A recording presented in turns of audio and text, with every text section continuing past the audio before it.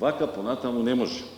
Овој балон еден ден, порано или подоцна ќе пукне. Овие зборови не доаѓаат од Груевски, Мицковски, Љупчо Георгиевски или од некој сегашен или поранешен функционер на ВМРО ДПМН. Доаѓаат директно од, можеме да кажеме, менторот на Заев, Бранко Црвенковски. Очигледно дека премиерот после изгледа останува сам во своите политики на попустливост. Покрај поранешниот лидер на партијата, против моменталните ставови на Заев, застане првиот човек на државата, Стево Пендаровски. Темата за балонот кој ќе пукне околу економијата и надворешниот долг на Македонија, но Црвенковски се осврна и на отстапките кои моменталната власт ги прави во преговорите со Бугарија.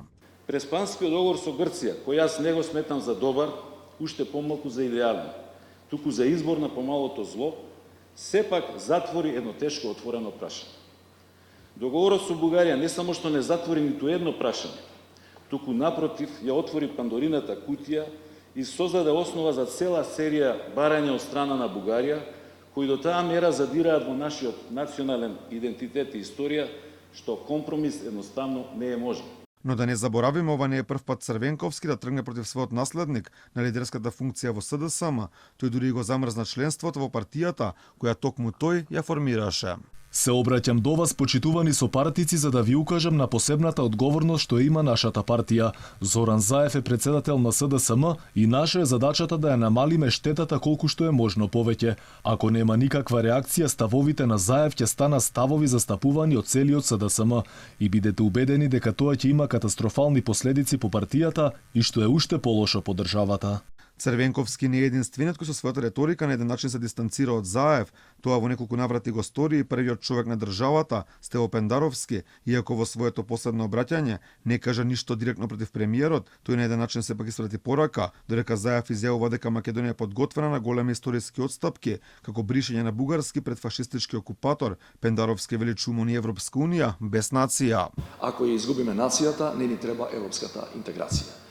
Инаку ова не е прв пат Пендаровски да има на еден начин спротивставени ставови со Заев. Тоа претходно се случи околу настаните за 27 април, за разлика од реториката на премиерот и неговата партија, дека луѓето кои влегле во собранието се терористи, првиот човек на државата со сосем различен став. Јас тврдам дека тие луѓе не беа терористи што влегле.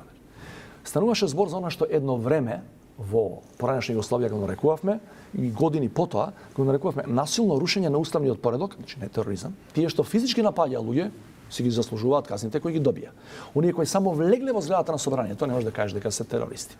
Како што е веќе познато, Заев е официјално ескаран со Максим Димитриевски, еден од највлијателните партиски ликови, кој поради одлуката дори како независен кандидат за Куманово доби исклучување од СДСМ. Според неофицијални информации, премиерот не е во добри односи ниту со првиот човек на центар Саша Богдановиќ, кој на овие локални избори не е кандидат. Покрај нив, според информациите, во лоши односи со Заев и голем дел од она популарно скопско крило на партијата.